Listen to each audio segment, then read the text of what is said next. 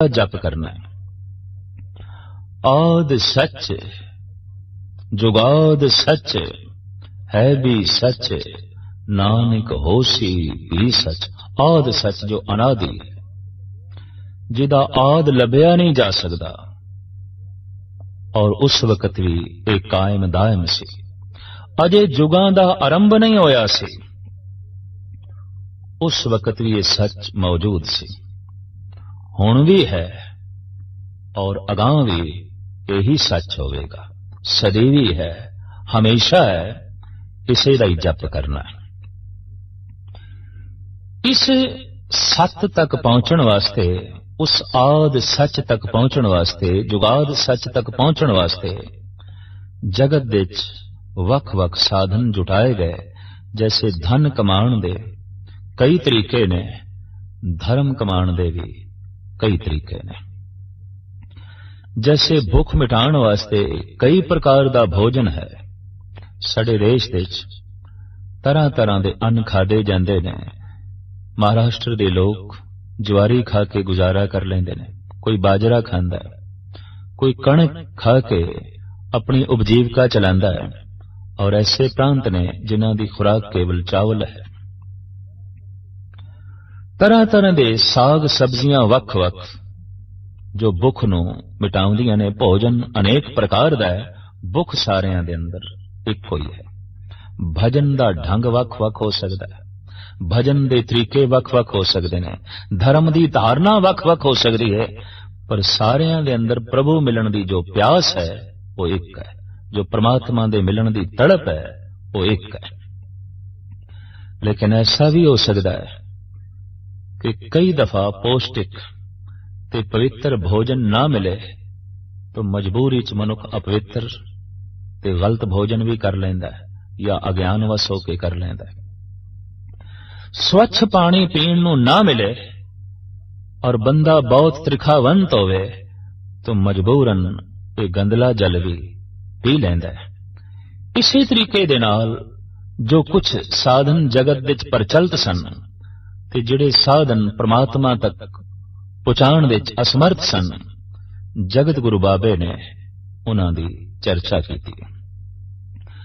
और इस प्रथम पौड़ी विच यह भी दस्सिया है कि परमात्मा तक पहुंचण तक सब तो वड्डी रस्ते विच बाधा की है, वो इसी पौड़ी विच दस्सिया है कि क्यों सचियारा होइए, क्यों कूड़े टुटे पाल। परमात्मा की है सच, बाधा की है कूड़। परमात्मा की है सत्य, और ईश्वर तक पहुंचण वास्ते रस्ते विच बाधा की है झूठ, असत्य। सिर्फ मनुख ने असत्य दी दीवार तोड़नी है, सत्य तक अपने आप पहुंच जाएगा। सिर्फ मनुख ने कूड़ नूं छड्डना है, सच दी प्राप्ति अपने आप हो जाएगी। सिर्फ मनुख ने अपने हत्थां चों कंकर ते कौडियां नूं सुटना है, हीरे रतन अपने आप प्राप्त हो जाणगे। छोड़न दी हिम्मत चाहिदी है। तो ये असत, ये कूड़ एक दीवार है। इस दीवार नूं तोड़न दे जो जो उपराले कीते गए, जगत गुरु बाबा उन्हां दा जिक्र करदे ने, क्योंकि मन नूं जिहड़ी मैल चढ़ी है वो कूड़ दी है, रस्ते दी जिहड़ी दीवार है ये कूड़ दी है। तो एक तरीका यह अपनाया गया साडे देश विच कि तीर्थां दा इशनान करिए, और इशनान करदियां झूठ दी कंध ढह जाएगी। इशनान करदियां कूड़ दी मैल उतर जाएगी, सच दी प्राप्ति हो जाएगी। साहिब श्री गुरु नानक देव जी महाराज कल युग दे महान रहबरी पुरुष इस साधन नाल सहमत नहीं। आप दा फरमान है कि सोचे सोच न होवई, जे सोची लख वार। सोच शब्द संस्कृत दा है, इहदे अर्थ ने पवित्रता, इशनान। सोच करे दिन सर रात, मन की मैल ਨਾ ਤਨ ਤੇ ਦਿਆਤ। ਸੋਚ ਕਰਨ ਦੇ ਨਾਲ, ਇਸ਼ਨਾਨ ਕਰਨ ਦੇ ਨਾਲ ਮਨ ਸੁੱਚਾ ਨਹੀਂ ਹੁੰਦਾ। ਇਸ਼ਨਾਨ ਕਰਨ ਦੇ ਨਾਲ ਕੂੜ ਦੀ ਮੈਲ ਉਤਰਦੀ ਨਹੀਂ, ਬਲਕਿ ਭਗਤ ਕਬੀਰ ਤੇ ਇੱਥੇ ਤੱਕ ਕਹਿੰਦੇ ਨੇ, ਜਲ ਕੇ ਮੰਜਨ ਜੇਗਤ ਹੋਵੇ, ਨਿਤ ਨਿਤ ਮੈਂਡਕ ਨਾਵੇ, ਤੈਸੇ ਮੈਂਡਕ ਤੈਸੇ ਓ ਨਰ, ਫਿਰ ਜੋਨੀ ਆਵੇ। ਆਪ ਹੋਰ ਇੱਕ ਵਾਕ ਵਿੱਚ ਫਰਮਾਨ ਕਰਦੇ ਨੇ, ਕਬੀਰ ਗੰਗਾ ਤੀਰ ਜੋ ਘਰ ਕਰੇ, ਪੀਵੇ ਨਿਰਮਲ ਨੀਰ, ਬਿਨ ਹਰ ਭਜਨ ਨ ਮੁਕਤ ਹੋਏ, ਇਮ ਕਹਿ ਰਹਿਮੇ ਕਬੀਰ। ਆਪ ਦੇ ਬੀਚਕ ਨਾਮਕ ਗ੍ਰੰਥ ਵਿੱਚ ਇੱਕ ਬੜਾ ਸੁੰਦਰ ਛੰਦ ਹੈ। ਆਪ ਕਹਿੰਦੇ ਨੇ, ਗੰਗ ਨਹਾਏ ਜੋ ਨਰ ਤਰਹਿ, मेंढक क्यों न तरह जिनके गंगा में घर है। शंख बजाए जो नर तरह, गधे क्यों न तरह जिनके शंख जैसे सुर हैं। जट बढ़ाए जो नर तरह, मोर क्यों न तरह जिनके लंबे लंबे पर हैं। कहत कबीर सुनो रे संतो, वही नर तर हैं जिनके हिरदे में हर है। इस तरह के महापुरुष परंपरावादी नहीं होंदे, सतवादी होंदे ने। सतवादियां दा ते परंपरावादियां दा हमेशा घोल रहे। सतवादी भी दो तरह दे रहे ने, सच जान लिया कहना नहीं। भाई क्यों नहीं कहना? क्योंकि कहांगे तो जगत विरोधता विच खड़ा होगा, आखांगे संसार सहमत नहीं होगा। दूसरे सतवादी ने सच जाने, सच कहना भी है ताकि जगत की झोली च पै सके। सोचै सोच न हो वही, जे सोची लख वार।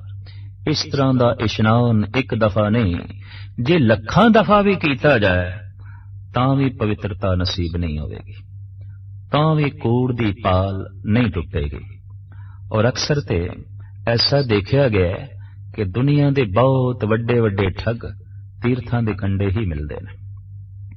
बनारस साडे देश दा मुख तीर्थ, सब तो वड्डा तीर्थ, लेकिन हैरानगी दी गल इस देश दे ठग भी बनारस दे मशहूर ने।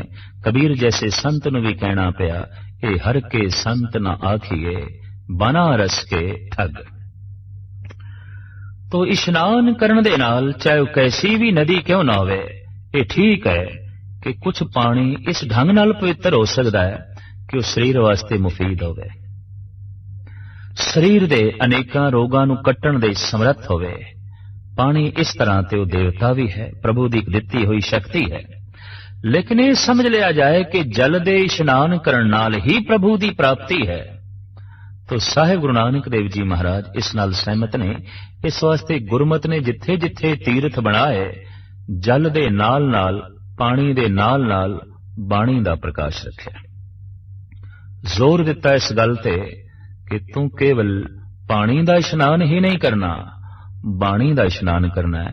और पानी भी वही पवित्र है जिसदा बाणी नाल संबंध होवे, जप नाल संबंध होवे, तप नाल संबंध होवे, भजन नाल संबंध होवे। उस तरह दे पानी दा इशनान वक्ती तौर ते कुछ सुख शांति ते दे सकदा है। किहड़े पानी? जिहड़ा पानी बाणी नाल जुड़िया होया है, जिहड़ा पानी जप तप भजन नाल जुड़िया होया है। पर केवल पानी दे इशनान नूं प्रभु प्राप्ति दा वसीला समझ लेना, जगत गुरु बाबा कहंदे ने, सोचै सोच न होवई, जे सोची लख वार। दूसरा तरीका यह अपनाया साडे देश दे ऋषि मुनियां ने कि बोलण दे नाल मनुख दी बहुती शक्ति नष्ट हो जाती है। बोलदे ही मनुख दा मन बहुता खिंडदा है, बोलदे ही कुछ वाक असत निकल जाते हैं, बोलदे ही कुछ बोला नाल किसी दा दिल टुट पैंदा है। तो की करिए? बोलिए ही ना, खामोश रहना है। चुप रहना है। दरअसल इंदिरा हर प्रभु की दिती हुई महान देन है, उसकी दिती हुई एक महान कला है और उसकी दिती हुई एक महान शक्ति है। चाहिदा ते यह है इसका सही उपयोग करिए। जैसे जीवन उसने सानू बड़ा कीमती दिता है तो आख दिता जाए मैं इस जीवन की वरतों ही नहीं करनी, जीवन चाहिए नहीं, ये श्वास मैनू चाहिए नहीं, फिर तो मौत है। रसना का गलत इस्तेमाल नहीं करना, सही इस्तेमाल करना है। अखां का गलत इस्तेमाल नहीं करना, सही करना है। कन्ना की गलत वरतों नहीं करनी, सही करनी है। लेकिन कुछ ऐसे भगोड़े सन जिन्होंने अपनी जबान के उत्ते भरोसा नहीं सी, उन्होंने धारणा यह बना ली चुप ही रहना है, क्योंकि बोलण नाल शक्ति नष्ट होती है, बोलण नाल गलत बोलिया जाता है और बोलण की बहुती जे किधरे वादी पै जाए तो फिर खामोश करना भी बड़ा औखा हो जाता है। ये तो ठीक है कि बहुत बोलण दे नाल मन खिंडदा है, गलत बोलण दे नाल मन खिंडदा है, लेकिन इहदा ये मतलब भी नहीं कि ना बोलण नाल कोई मन जुड़ जाता है, पवित्र हो जाता है। बोलिए ही ना ते कूड़ दी जिहड़ी कंध है ये टुट जाती है, ऐसा नहीं है। ये तो ठीक है कि जैसे शेख सादी साहब का कथन है कि जवै मुश्क बेतरज यक तौदा गिल कम आवाज हरगिज न बीनी खजल। वो कहता है घट बोलण वाला ते सोच के बोलण वाला कदी खज्जल ख्वार नहीं आउंदा, कदी दुखी नहीं होता। जवै मुश्क बेतरज यक तौदा गिल, बहुत कीमती वाक आप कहते ने, ऐ बंदे तू मुंह दे चों पूरे दा पूरा मिट्टी दा तोदा कढे, मिट्टी दा ढेर कढे, उस नालों बेहतर है कि जौ दे दाने जितनी एक निक्की जी गल आख पर होवे मुश्क कपूर वर्गी, उहदे च महक होवे, उहदे सुगंधी होवे। फिर एक थां ते आप ऐसा भी कहते ने कि मैं देखा एक बंदा सुजाखा है ते चल रहा है ते मैं हुण उसनूं रस्ता दिखावां, ऐसा मेरा बोलना उत्थे अजाई होवेगा, व्यर्थ होवेगा। वगर बीनम के ना बीनाओ चा अस्त, अगर खामोश बशन नशीनम गुनाह अस्त। जे मैं देखा कि एक नाबीन बंदा है, अंधा बंदा है और ओदे अगों चाह है, खूह है, अगर खामोश बनशीनम गुनाहस्त, जे मैं उत्थे भी चुप रह गया ये गुनाह होवेगा, ये महापाप होवेगा। पर मैं ये वेखा एक सुजाखा भी है, ओनू खूह भी दिखाई दे रहा है, तो फिर मैं डंडोरा पिट्टी जावा बई खूह है, ये मेरा बोलना अजाई होवेगा, ये मेरा बोलना व्यर्थ होवेगा। तो ये तो ठीक है घट बोलना है, अजाई नहीं बोलना, व्यर्थ नहीं बोलना, पर इसका यह मतलब भी नहीं कि बिल्कुल ही नहीं बोलना। इस वास्ते सतगुरु कहते ने कि चुप है चुप ना हो वही जे लाए रहा लिवतार। चुप रहन नाल भी मन चुप नहीं करता, मन बोलता ही रहता है। बोले नाई होए बैठा मौनी, अंतर कल्प भवाइये जौनी। अंदर ते कल्पना चल रही है। साहिब गुरु गोबिंद सिंह जी महाराज दा वाक, नावे दादर मौन सो वृक्षें बानस बंदर बास बनारी।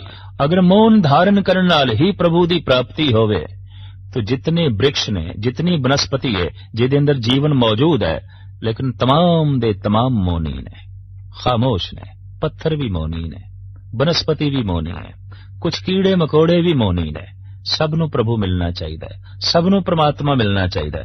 नहीं, साहिब कहते ने चुप रहन दे नाल मन चुप नहीं करता, चुप रहन दे नाल झूठ दी कंध नहीं टुटदी। तीसरी विचारधारा जो साडे देश दे बहुत वड्डे पद्धर ते पनपी, इसनूं जन्म दिता वाम मार्गियां ने। इन्हां दी विचारधारा यह सी कि मन जो कुछ मंगदा है देओ, रज के देओ। जो खाण नूं मंगदा है, जो पीण नूं मंगदा है, जो वेखण नूं मंगदा है, जो सुणन नूं मंगदा है, जो स्पर्श करन नूं मंगदा है, जो सूंघण नूं मंगदा है, गरज के इंद्रियां दा जो रस मन मंगदा है, रज के दिओ। इतना दिओ कि मन रज जावे।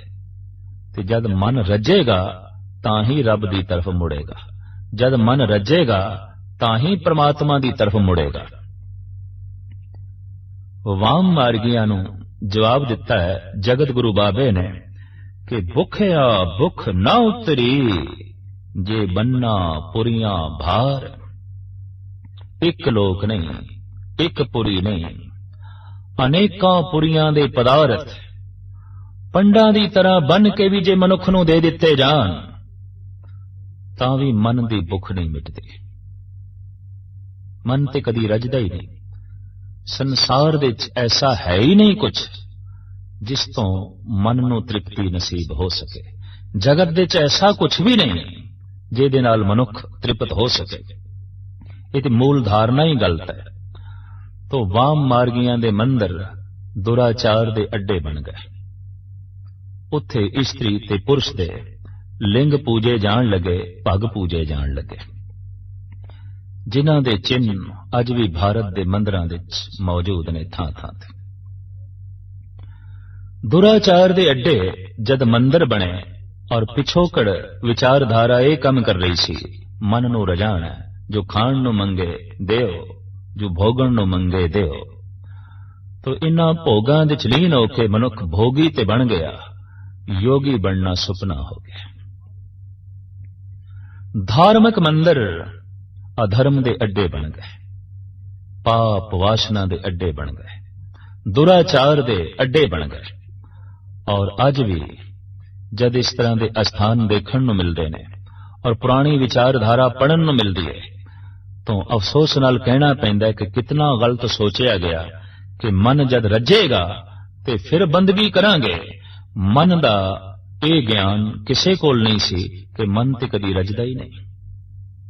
समुची पुरियां दे बन के पदार्थ भार दे दिते जान तां भी मन भुखे दा भुखा रहिंदा है। तो जगत गुरु बाबा कहंदे ने भुखया भुख ना उतरे जे बन्ना पुरियां भार। साहिब कहंदे ने रूपी भुख ना उतरे जां दे खां तां भुख। नानक सच्चे नाम बिन किसे न लुथी भुख। हकीकत सच्चाई कि मनुख दे अंदर भुख धन दी है, प्यास रूप दी है। न रूप दी प्यास मिटदी है, न धन दी भुख मिटदी है।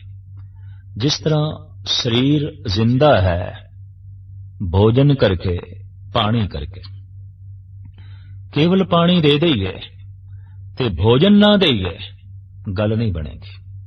केवल भोजन दे दईए पानी ना दईए तां भी शरीर दे तल ते व्याकुलता बनी रहेगी। एक प्यासा बंदा होवे, त्रिखावंत होवे, रोम रोम उसदा त्रिहाया होवे ते 36 प्रकार दा भोजन उसदे अगों रख दईए बेमैनी है। उन्होंने पानी चाहिए, ठंडा जल चाहिए। एक 4 दिन दा भुखा है, बाइबल है, रोटी नहीं मिली ते इस तरह दे बंदे दे अगों भरे हुए ठंडे पानी दे गिलास रख दईए, कोई मैंने नहीं रखते। प्यासे नूं पानी देना है, भुखे नूं अन्न देना है। तो शरीर दी जो भुख है वो अन्न ते पानी दी है, वो भोजन ते जल दी है। मन दी जो भुख है वो रूप ते धन दी है। प्यास रूप दी है, वेखना ही चाहता है, रजदा ही नहीं। और भुख धन दी है, प्राप्त करना ही चाहता है, होर प्राप्त करना चाहता है। सहस खटे लख को उठ धावे, तृप्त ना आवे माया पाछे पावे। तृप्ति नसीब नहीं होती। जिस तरह देखण दे च आया है कि तन दी तृप्ति बहुत छेती हो सकती है। 2 रोटियां नाल नहीं हुई ते 4 रोटियां नाल भुख मिट गई। 1 गिलास पानी नाल प्यास नहीं मिटी तां 2 गिलास नाल मिट गई। ये जो धन दी भुख है, ये रूप दी जो प्यास है, ये असीम है, अज तक नहीं नापी जा सकी।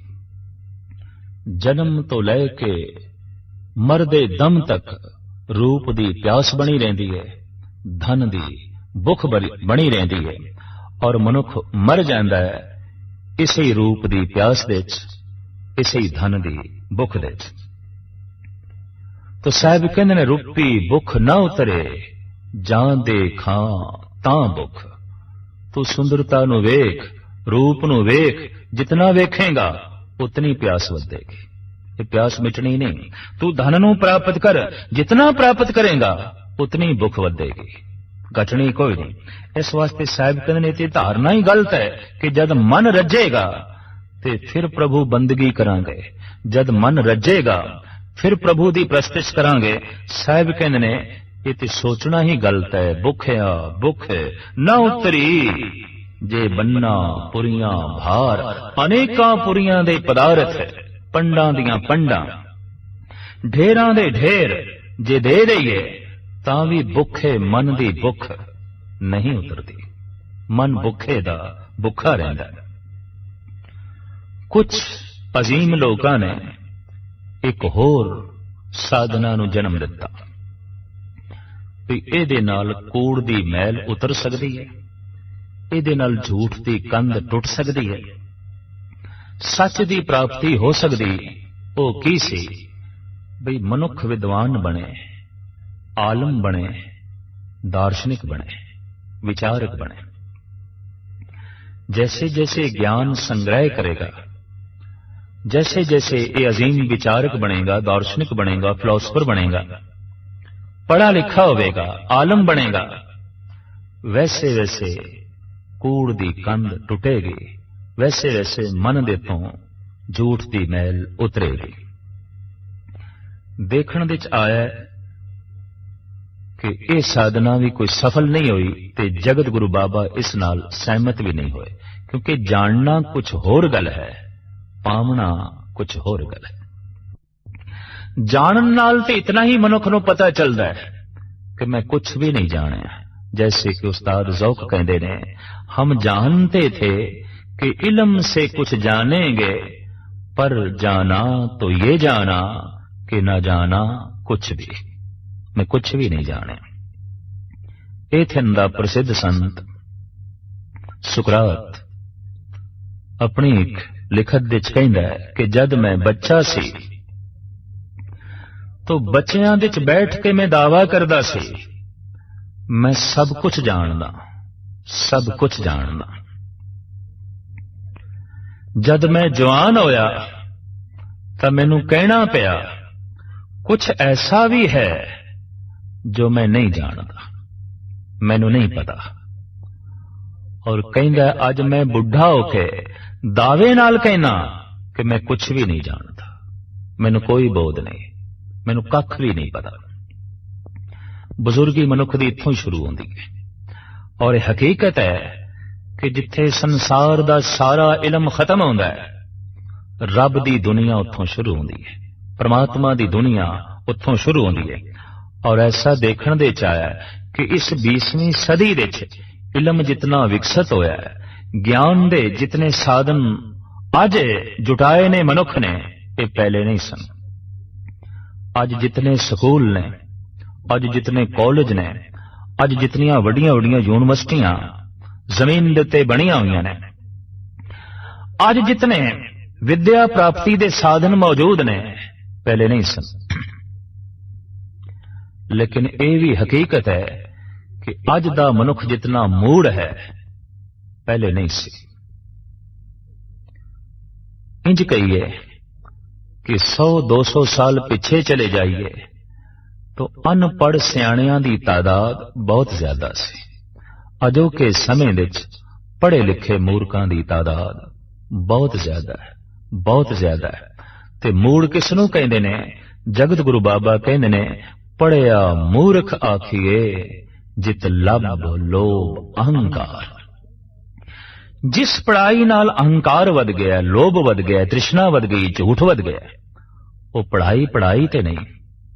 वो पढ़ाई ऐसी है कि किसी ने दीवा जलाया है और दीवे नाल ही अपना घर साड़िया, दीवे नाल ही अपने घर नू अग लाई है।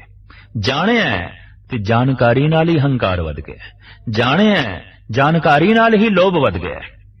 और अज समुची दुनिया विच बड़े बड़े वड्डे दुराचार दे अड्डे जानकार लोग चला रहे हैं, पढ़े लिखे लोग चला रहे हैं।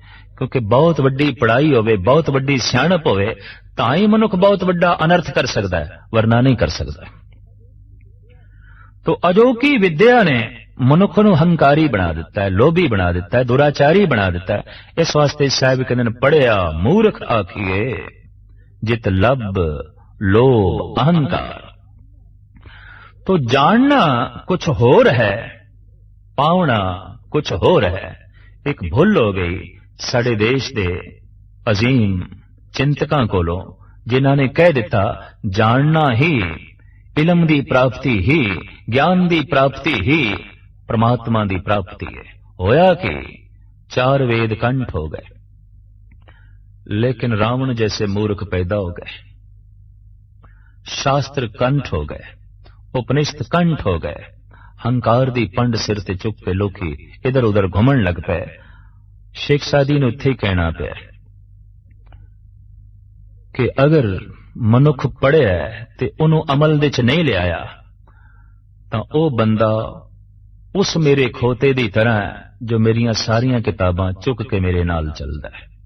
इलम चंदा के बेशतर ख्वानी गर अमल दस्तो नेस्त, नादानी ना मुहक्कक बवद ना दानशमंद, 4 पाए बरोए किताबे चंद। एक बैल दे उत्ते, एक खोते दे उत्ते जे ग्रंथां दा अंबार लद दईए वो कोई पंडित हो जाता है। फर्क सिर्फ इतना है कि ये ग्रंथां दा भार खोते दे तन ते लदे है, मनुख अपने दिमाग ते लद लैंदा है।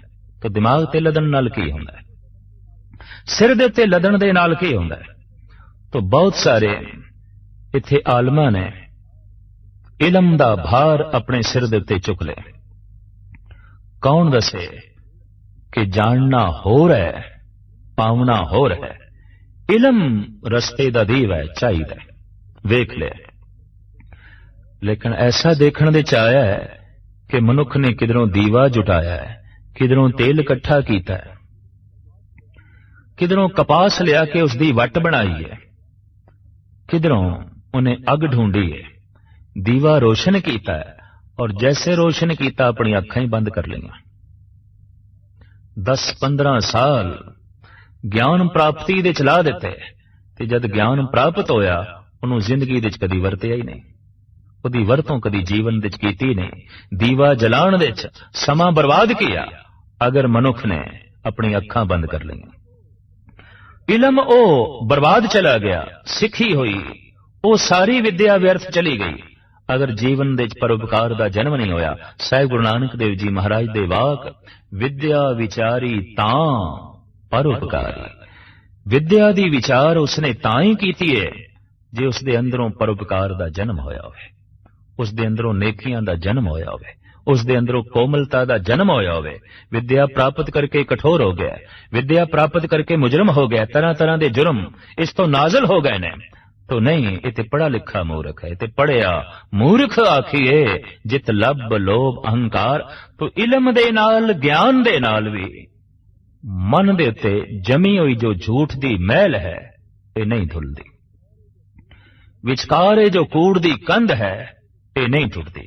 इस वास्ते जगत गुरु बाबा कहंदे ने कि सहज सियाणपां लख होए तां इक ना चले नाल। सियाणप इलम ज्ञान एक तरह दा नहीं, हजारां तरह दा ही क्यों ना मनुख प्राप्त कर लवे तां भी ज्ञान दी एक गल भी अगे नहीं चलती।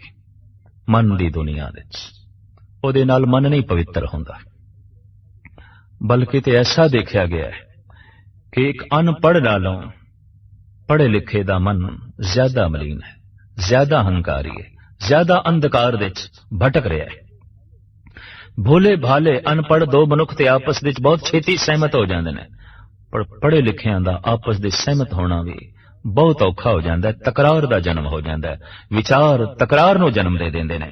तो साहिब कहंदे ने सहज सियाणपां लख होए तां एक न चले नाल।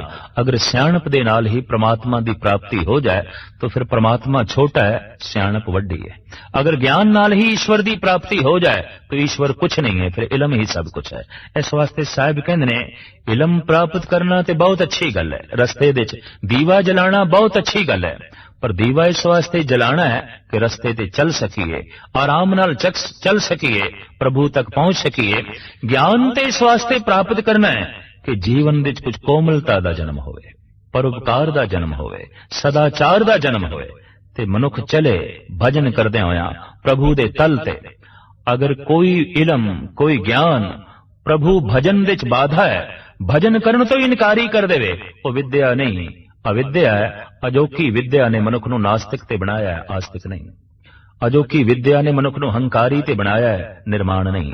अजोकी विद्या ने मनुख नूं लोभी ते बनाया है, संतोखी नहीं। इस वास्ते ये विद्या कोई विद्या ने जो रस्ते दा पत्थर बन जाए, रस्ते दा रोड़ा बन जाए। विद्या ते ओ जो रस्ते दा चिराग बने, रस्ते दा दीवा बने, रस्ते दा फुल बने, जो रस्ते दा पत्थर बन गई है, वो विद्या कोई विद्या नहीं। इस वास्ते सतगुर दी बाणी विच इस तरह के कुछ वाक आउंदे ने, पढ़िए गुणिए नाम सब सुनिए, अनुभव भाव न दरसे, लोहा कंचन रिंड होए कैसे, जो पारस न परसे। क्या पढ़िए क्या गुनिए, क्या वेद पुराना सुनिए, पढ़े सुने क्या होई, जो सहज न मिले सोई। हर का नाम न जपस गवारा, क्या सोचे बारंबार। किहो जिहां दी निकम्मी सोचणियां दे तू पिया, किहो जिहां दी निकम्मियां विचारां दे तू पिया कि हरि दा नाम जपना ही तो भुल गया। हर जस सुने ना हर गुण गावे, बातन ही आसमान गिरावे। ऐसे लोकन स्यों क्या कहिए, जो प्रभ किए भगत ते बाहज, तिन ते सदा डराने रहिए। तो जगत गुरु बाबे ने ये जो जगत दे प्रचलित साधन सन, इन्हां नाल सहमति नहीं प्रगटाई। इशनान करन नाल मन नहीं पवित्र हुंदा, चुप रहन दे नाल मन नहीं चुप हुंदा। जगत दे सारे पदार्थां दी प्राप्ति भी हो जाए तां भी मन दी भुख नहीं उतरदी, ते जगत दा सारा इलम इकट्ठा कर लिया जाए तां भी अध्यात्मक सियाणप प्राप्त नहीं होंदी, कूड़ दी मैल नहीं दुलदी, झूठ दी कंध नहीं टुटदी। तां फिर हुण सवाल पैदा हुंदा है, क्यों सचियारा होइए, क्यों कूड़े टुटे पाल। फिर किवें सचियार बणीए ते किवें झूठ दी कंध टुटे, ये प्रश्न है कि उपरोक्त साधना दे नाल ते गल बनदी नहीं। तो फिर की करिए, क्यों सचियारा होइए, क्यों कूड़े टुटे पाल।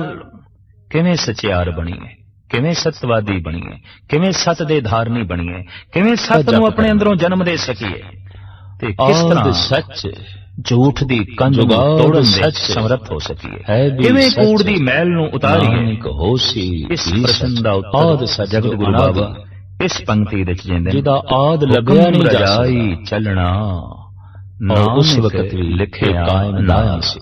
हुक्म दी रज़ा दा आरंभ नहीं होया सी, हुक्म दी प्रसन्नता दे चलना, उस वक्त भी हुक्म नूं मन के राजी होना हुण भी है।